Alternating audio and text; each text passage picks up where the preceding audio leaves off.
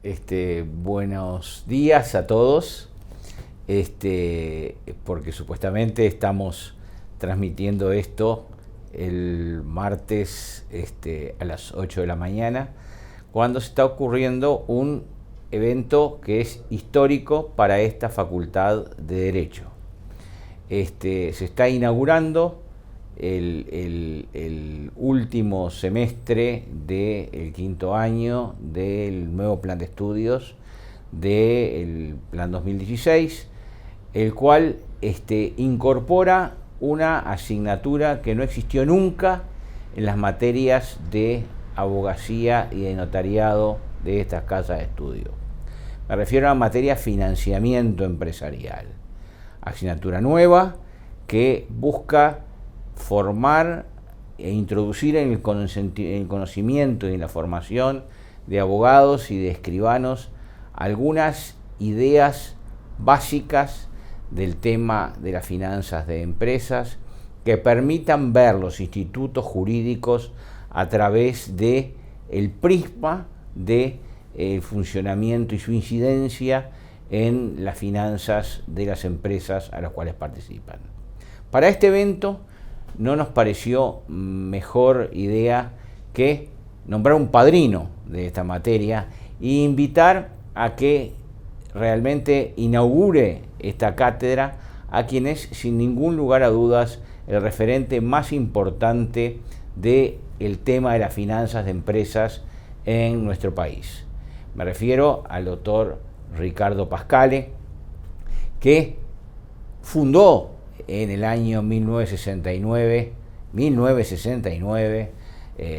cuando era un joven contador veinteañero, la materia de las finanzas de empresas en la Facultad de Ciencias Económicas, y cuya cátedra ocupó desde entonces hasta su retiro, y después prosiguió a través de los posgrados en finanzas que se dictaron en esta casa de estudio. El doctor Ricardo Pascale es una figura pública conocida por todos nosotros en función de los cargos que ha ocupado en diferentes gobiernos, de su notoria actividad académica. Es profesor emérito de la Universidad de la República y realmente, además, y lo quiero destacar, es un muy buen amigo de este Instituto de Derecho Comercial y de esta Cátedra de Derecho Comercial, con la cual ha compartido una cantidad de actividades académicas de importancia y ha colaborado asiduamente en las publicaciones académicas realizadas por nosotros.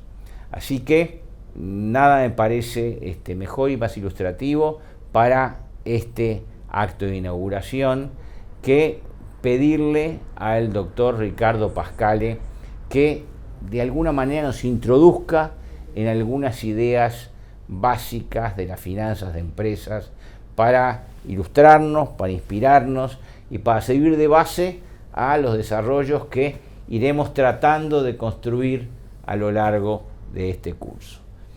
Quiero agradecerte, Ricardo, tu presencia en esta inauguración, y estamos todos ávidos por abrevar a tu sabiduría en la asignatura. Bueno, muy buenos días. En primer lugar, quisiera agradecerle al profesor Ricardo Olivera García. Todos conocemos, es el referente nacional en los temas de derecho comercial, en fin, derecho financiero. Y hoy para mí es una enorme satisfacción y una delicadeza muy grande que me llega muy hondo que me haya pedido que dijera unas palabras en la elaboración de una materia que se llama financiamiento empresarial en la Facultad de Derecho, lo cual está hablando de que la Facultad de Derecho y la universidad se va como modernizando y yendo a aspectos más interdisciplinarios. Así como nosotros teníamos 6 materias de derecho con los profesores titulares a veces de la Facultad de Derecho, que estaba en el piso 1 del edificio central de la universidad.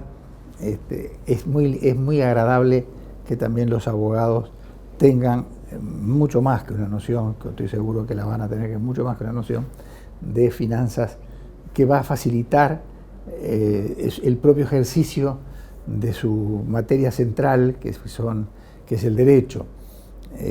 Entonces, la invitación que me hiciera el profesor Olivera García es para hacer algunos comentarios introductorios de las finanzas, en particular de las finanzas corporativas o finanzas de empresas, como se le puede llamar por así. En primer lugar, lo que me gustaría dejar claro es cuál es el alcance, o sea, cómo está diseñado, digamos, el campo de juego de las finanzas, o sea, cuál es el alcance fundamental, cuáles son los elementos caracterizantes de que un fenómeno sea un fenómeno financiero o de finanzas, o no sea un fenómeno de finanzas, sino que sea de otra área del conocimiento. En primer lugar, que lo que caracteriza, digamos, a las finanzas dentro de los aspectos para mostrar el encuadre o, digamos, los alcances, maneja flujos de caja. Flujos de caja. Las finanzas se alejan de la contabilidad, que la contabilidad, que tiene otro fin y fue diseñada para otro fin, básicamente es un comportamiento más estático, digamos, de los aspectos financieros. Las finanzas, por el contrario, son no una foto de un río, sino que son el río mismo llevando el agua. O sea, lo primero que tenemos que tener bien claro en finanzas es que si no existiera un desarrollo temporal de los flujos de fondo, ¿qué quiero decir? Que esto puede parecer medio extraño, desarrollo temporal. No, es muy simple. Si una empresa comprara, vendiera, cobrara, todo en un instante, no existirían finanzas. ¿Me explico? O sea, sería todo instantáneo y todo se daría en el mismo momento. Por el contrario, la vida real, que no es la que marca la contabilidad porque está diseñada para otros fines, no es un tema de crítica a la contabilidad, por el contrario, que como toda asignatura tiene un fin. El fin de las finanzas está caracterizado por mostrar justamente cuando los flujos no se dan instantáneamente, sino que se compra en un momento determinado, se paga en otro, se produce en otro momento, que también produce egresos, después se vende, se cobra en algún momento determinado, de manera que eso que en la contabilidad vemos como una venta menos el costo de la venta es igual a la ganancia, eso, digamos, le está quitando la dimensión temporal a la realidad.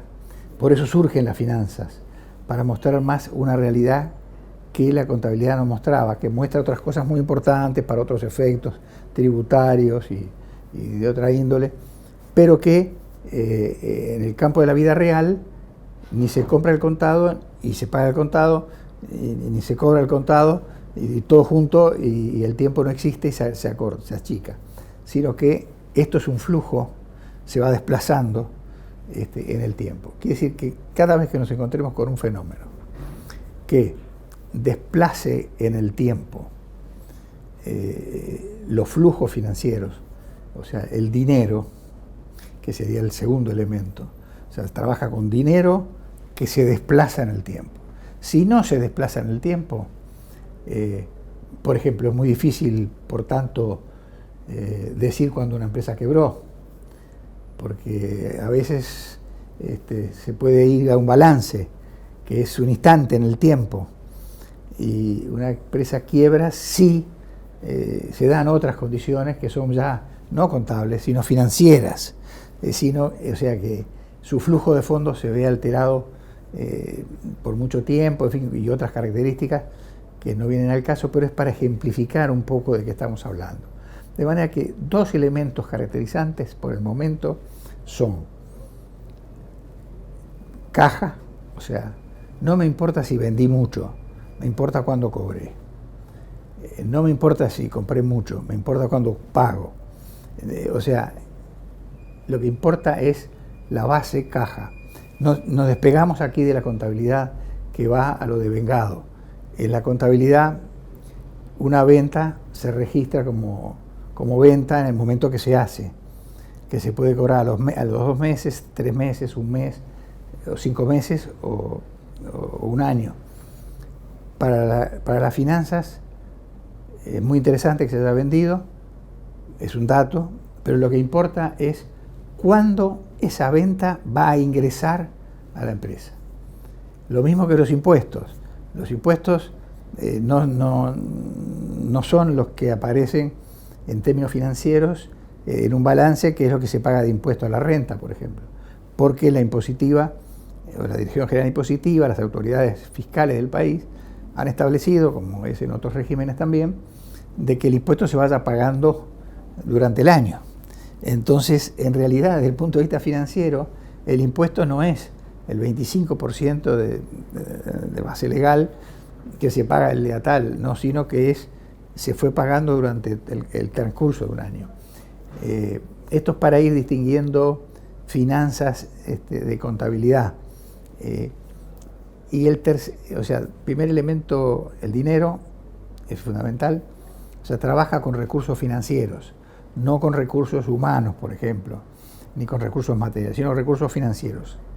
La plata, el dinero.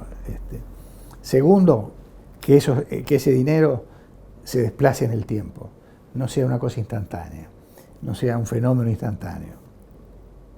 Y el tercero es que, y va de la mano de este segundo, si nosotros tenemos que el dinero se va a desplazar en el tiempo, a veces cuando una empresa decide hacer una inversión y la inversión va a durar 5 años, 10 años, en fin, lo que se estime, ahí cuando entramos a desplazar en el tiempo, entramos en una cosa muy importante que antes no se sabía o no se tomaba en cuenta. Antes se trabajaba en la economía de lo cierto, en certidumbre. O sea, el precio era este, la cantidad era esta, el ingreso va a ser este. Hoy día, al desplazarse en el tiempo, entramos en el futuro. Y lo único cierto que hay del futuro es que el futuro es incierto.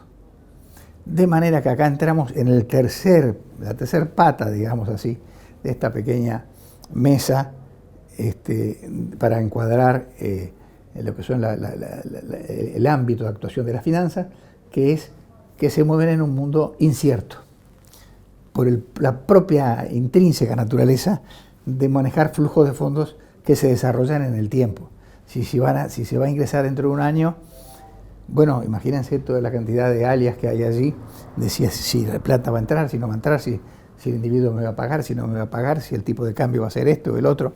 En fin, ahí empieza todo el tema de incertidumbre que en finanzas se suele llamar también riesgo. Después, en otro momento, seguramente, con el profesor Olivera, distinguiremos entre incertidumbre y riesgo, pero lo importante para esta presentación es que los flujos de fondos, al ser alejados en el tiempo, al irse alejando en el tiempo, van teniendo un componente de incertidumbre. No son ciertos, no son flujos de fondos que van a ser esos. De manera que esta parte del riesgo es muy importante y ha sido un campo, yo le diría, los otros dos campos, el campo del dinero y el campo de los flujos financieros, son los menos complejos. El más complejo ha sido tratar de nunca adivinar la incertidumbre, pero desarrollar técnicas que hoy por suerte tenemos que hacen una mejor descripción de las posibles situaciones del futuro en base a modelos a veces matemáticos que ya están con software y demás, ya se pudieron desarrollar gracias a las tecnologías de la información y las comunicaciones, como es el método Monte Carlo, y otros métodos que hay, pero este es el más transitado, que ya no está mostrando de que ese flujo de fondos que se iba a dar en febrero del año 2024, hay que tener, digamos, claramente las limitaciones que tenemos para decir que va a pasar en febrero del 2024. Por tanto, tenemos que tener instrumentos que nos digan qué probabilidad vamos a tener de que ese flujo de fondos se genere en febrero del año 2024. Es como que alguien hubiera hablado antes de marzo del año 2020, cuando no existía la pandemia. Y hoy existe la pandemia, entonces, por suerte, ya en trámite de descenso marcado, pero vale el ejemplo, que es un poco fuerte, digamos, en este caso fue muy fuerte, pero muestra que cada vez que hablamos de futuro, estamos hablando de incertidumbre.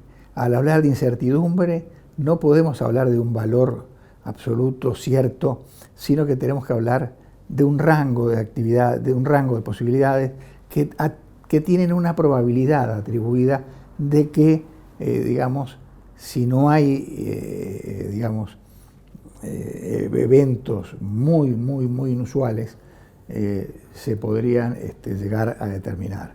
O sea, bueno, el valor de esta empresa con un 60% de probabilidad estaría entre tanto y tanto. Decir esta empresa vale tanto implicaría suponer de que los flujos de fondos van a ser constantes y ciertos. Como estoy acá con un distinguido jurista, vale la pena comentarlo con él. Hubo un caso muy sonado en el cual, digamos, se demandaba al Estado por $1.000 y tantos millones de dólares. Y bueno, habían participado profesionales de ambas partes, era el Estado y el demandante del Estado. Y bueno, finalmente se pusieron de acuerdo, más allá de los informes de cada una de las partes, de que yo interviniera con el apoyo de las dos partes y de la justicia. Y yo, sorpresa, miro, pongo esto porque tiene que ver con la justicia justamente, y tiene que ver con el derecho. Observo que las proyecciones que habían realizado, digamos, de los flujos de fondos eran por 50 años. Por 50 años. Y eran por 50 años en certidumbre.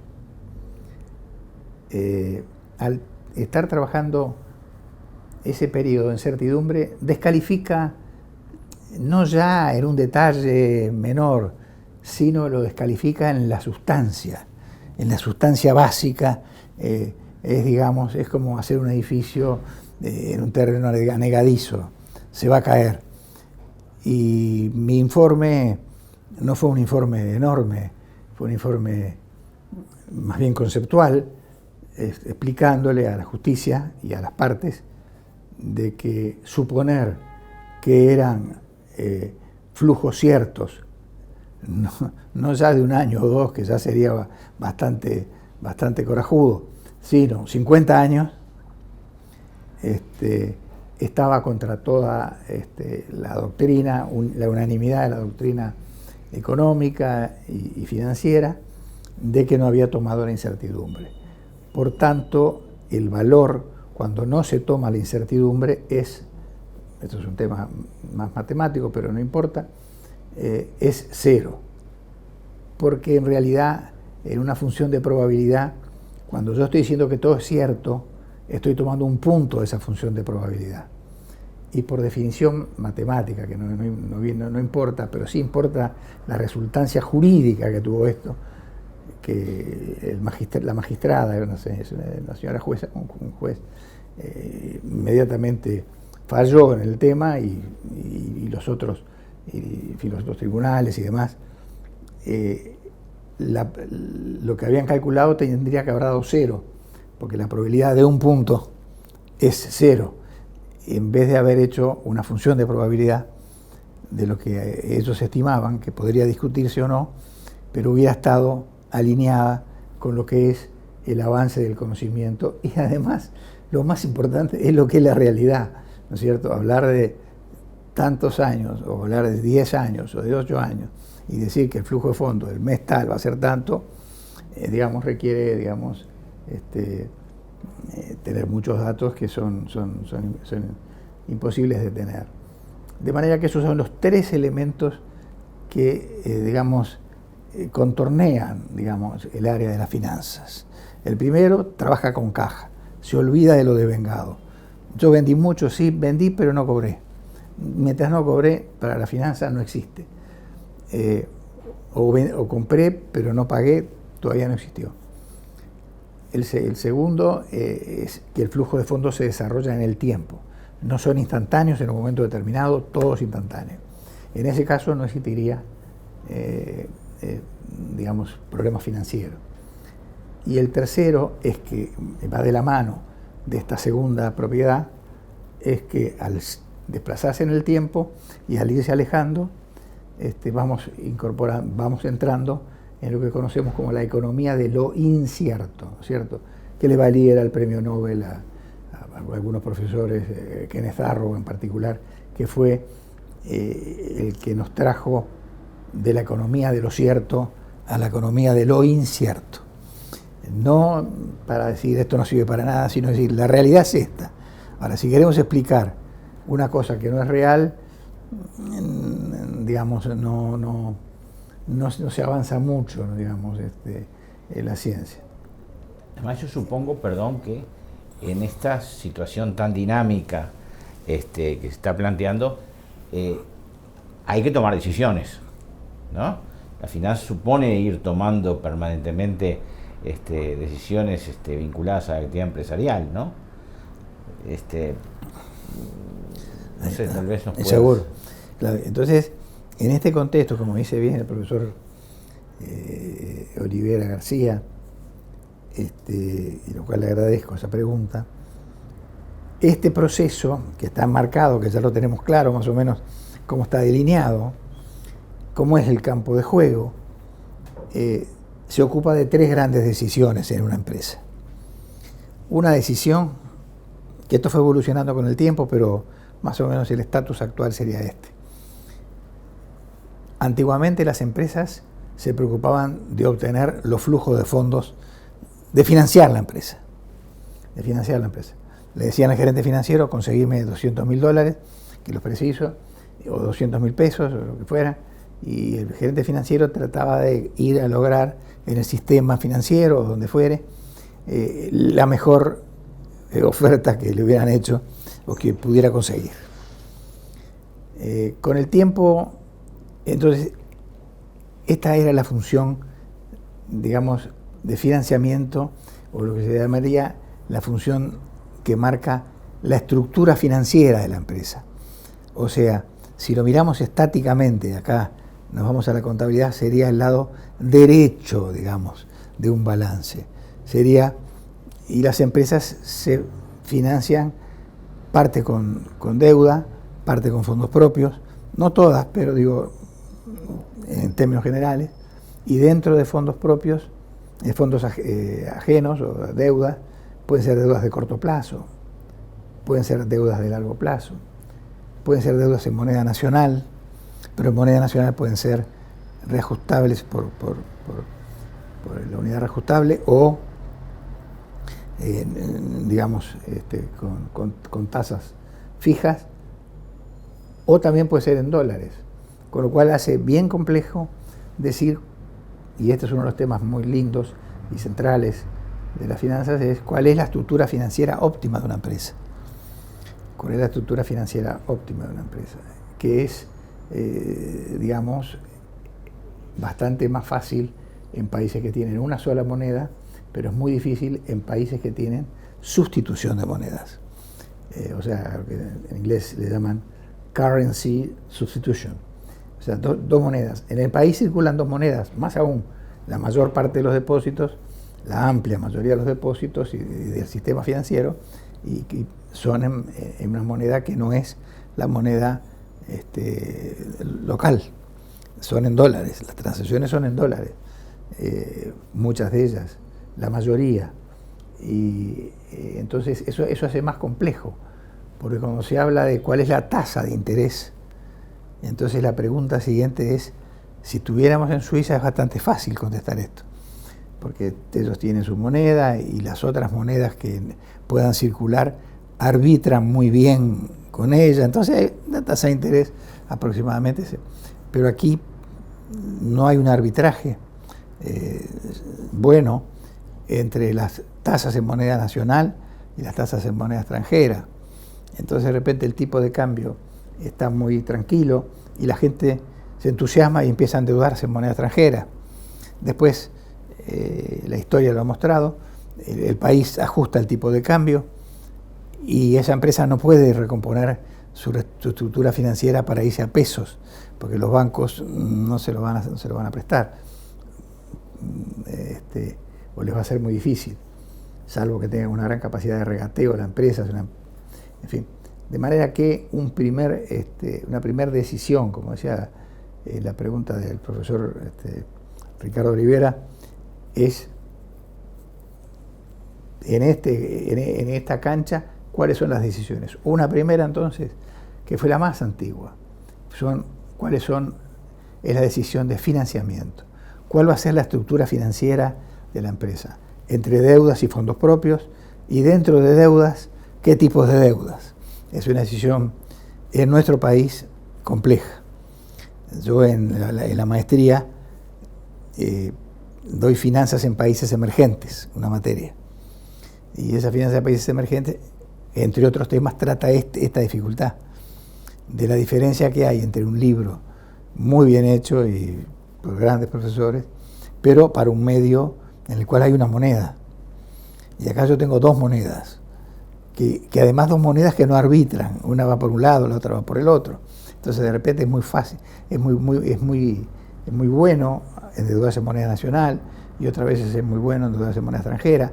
Y el problema es que cuando cambia la situación de conveniencia, la elasticidad con que se pueden cambiar los integrantes del pasivo no es instantánea. Hay un periodo de infraeficiencia y ese periodo de infraeficiencia es el que el país ha tenido cada vez que ha habido una gran devaluación o alguna crisis financiera que después terminó en una crisis bancaria, porque en definitiva, digamos, lo que son los pasivos de los bancos, de las empresas, son los activos de los bancos. Es decir, las empresas no pueden pagar, así ya en términos muy agregados, muy generales, tampoco pueden los bancos cobrar y los depositantes tampoco, entonces ahí sobrevienen situaciones dramáticas. O sea, este es un punto muy importante que son las decisiones de financiamiento, o sea, de la estructura financiera de la empresa. Es cómo se va a financiar la actividad de la empresa. La actividad de la empresa, si vamos a la contabilidad para que lo vean más, aunque sea estático, pero puede ser más didáctico quizás, muestra ya una cosa que se preguntó después. A mí me pedís $250.000 como gerente financiero y que los traiga, o $200.000, el mejor financiamiento. Pero la pregunta que empezaron a hacerse los propietarios de las empresas es, ¿y para qué? ¿En qué lo vamos a invertir? O sea, en la inversión que vamos a hacer, ¿va a ser adecuada? ¿Va a ser rentable? ¿Va a ser una inversión, digamos, que va a agregar valor a la firma? Allí empieza a haber una segunda función de la empresa que tiene que ver con la función de cómo se invierte. Cómo se invierte en activos fijos, cómo se invierte en nuevas empresas, cómo se invierte en cuánto de inventarios, cuánto de cuentas a cobrar, cuánto de caja, porque la rentabilidad de los activos es la que va a tener que pagar el costo de los pasivos. Entonces, una segunda función sería la función de inversión de la empresa. Hay un conjunto de técnicas que la verán en la asignatura para medir la deseabilidad de las inversiones, ¿no es cierto? Y en tercer lugar, que en nuestro país está un poquitito desdibujada esta función, es la función de dividendos, ¿no es cierto? Es la función, digamos, los propietarios cuánto retiran o no de la firma. Está un poquito desdibujada porque a veces hay una juxtaposición o hay una secuencia entre el propietario de la firma y los directores de la firma. Entonces, en realidad los directores, el sueldo de los directores y demás, ya son los dividendos que van a tener. Entonces, la política de dividendos en nuestros países es un poquitito particular. Pero de todas formas, debemos señalarlo, que es una tercera función.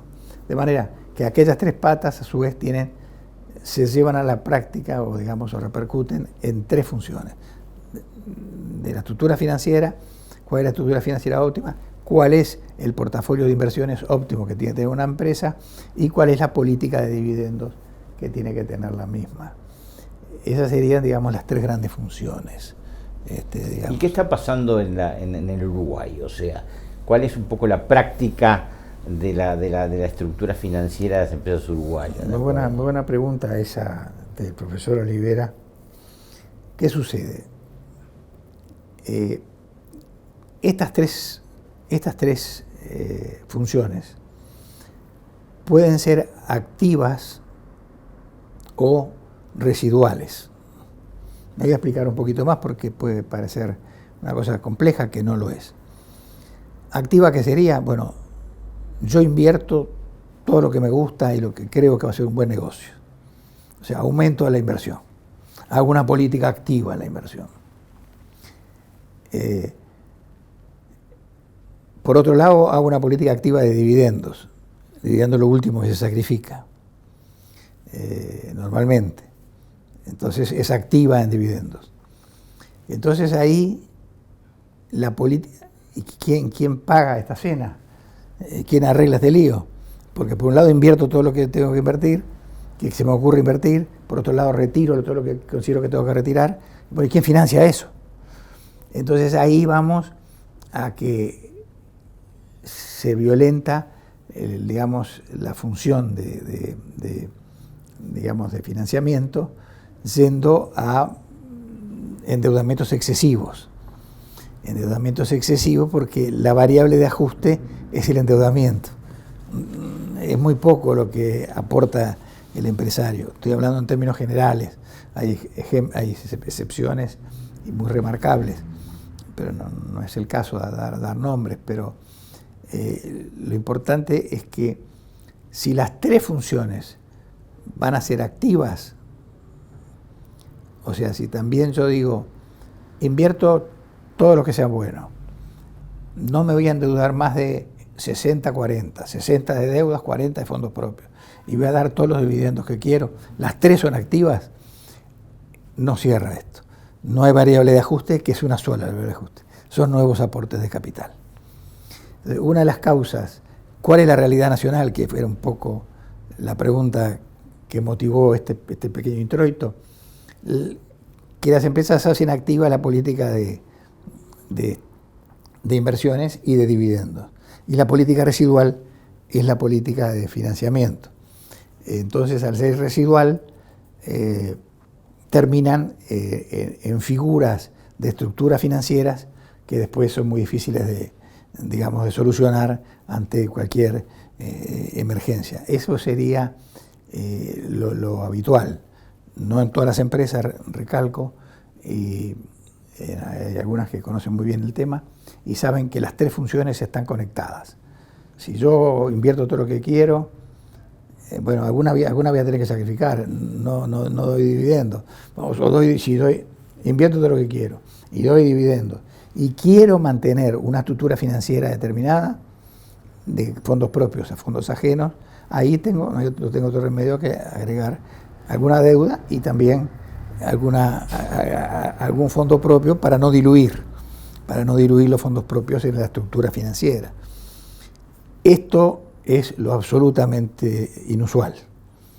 Diríamos que son muy pocas las empresas que actúan en esta forma, en general, y más bien dejan como residual a la política de financiamiento.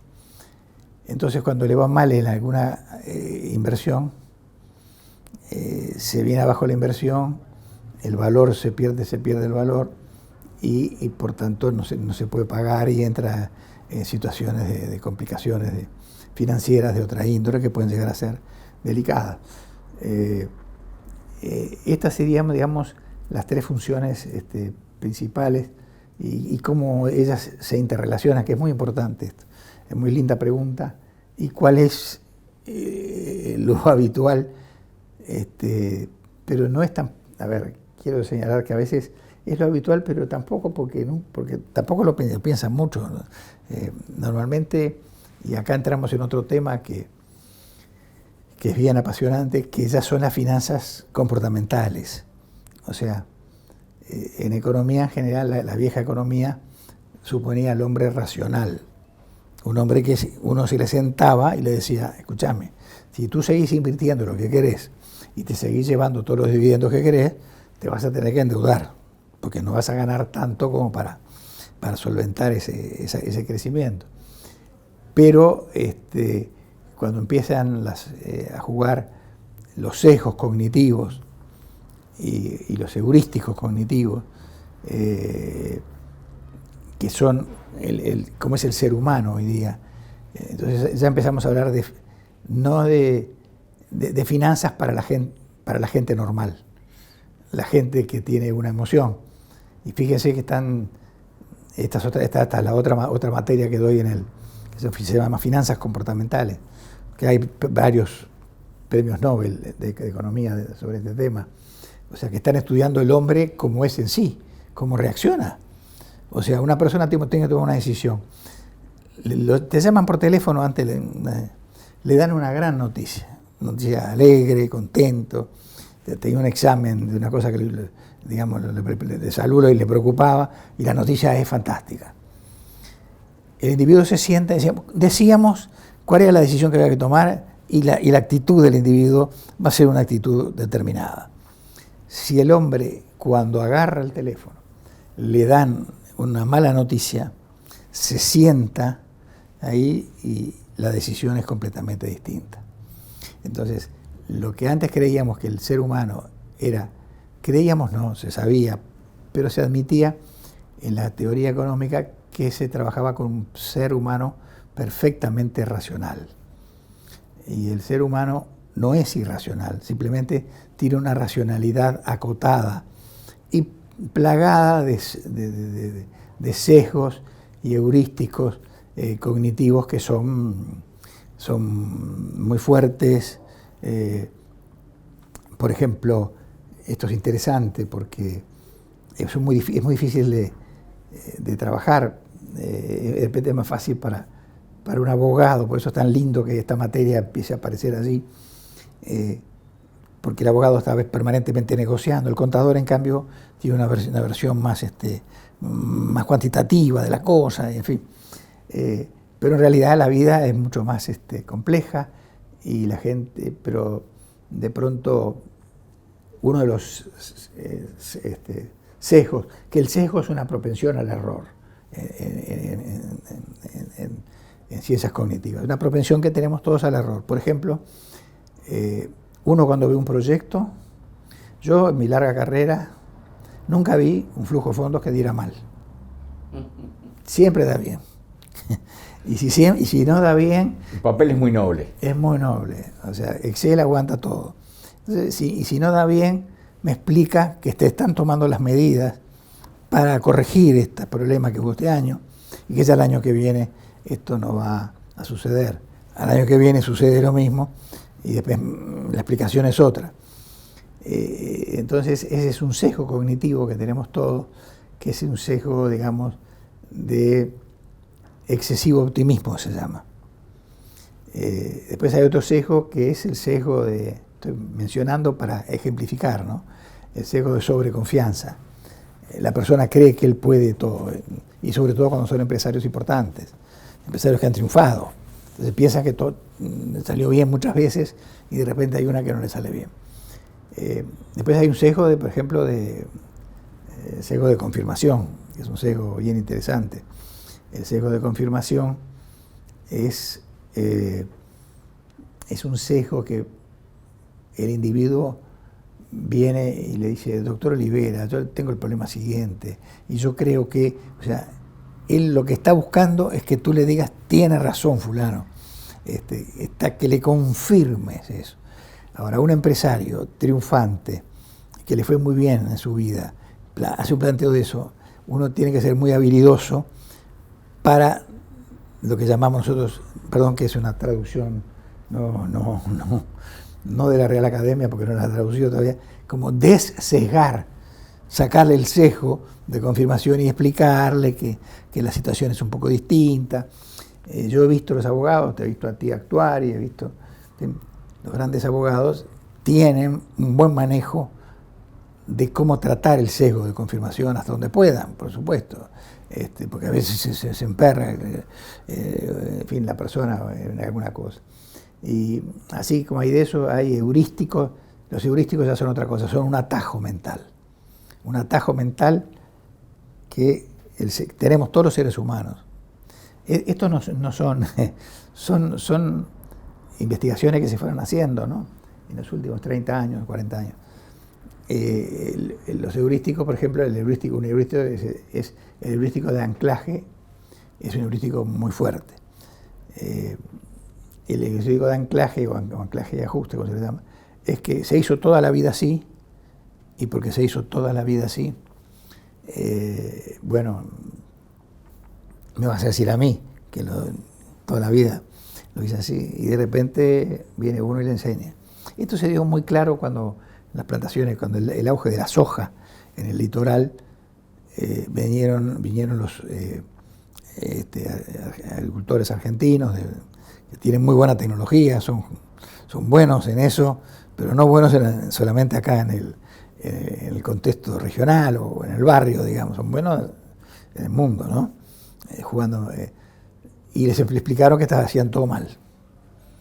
Y los rendimientos después, pero lo que les costó explicar y sacar ese sesgo de anclaje, como se había hecho una vez así, y uno ve permanentemente informes que están cargados de este sesgo de anclaje, que son muy, muy comunes. Pero, profesor Pascale, qué interesante el desafío en el cual estamos asumiendo, ¿no? Sí, porque todos estos temas tienen incidencia en las estructuras jurídicas y cómo se manejan, y es muy importante que quienes nos formamos en materia jurídica tengamos esta visión, ¿no?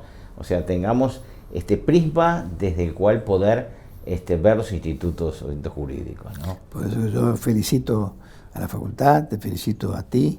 No me sorprende que hayas impulsado esto, porque te conozco hace tiempo, y sé de tu valía, pero para mí es una alegría que empiece, que no haya tantos compartimentos estancos, y que si bien puede haber especializaciones, bueno, un mínimo de conocimiento tiene que haber del tema, porque esto hace más fluido el asunto. Bueno, profesor Pascale, la verdad que es un orgullo tenerte acá en esta inauguración del curso de financiamiento empresarial, y bueno, vamos a tratar de seguir en la brecha, en la huella que tú has venido marcando en forma tan exitosa todos estos años. Muchas gracias. Te agradezco mucho y me siento muy, muy honrado con la distinción que me han hecho. Mucho éxito. Gracias.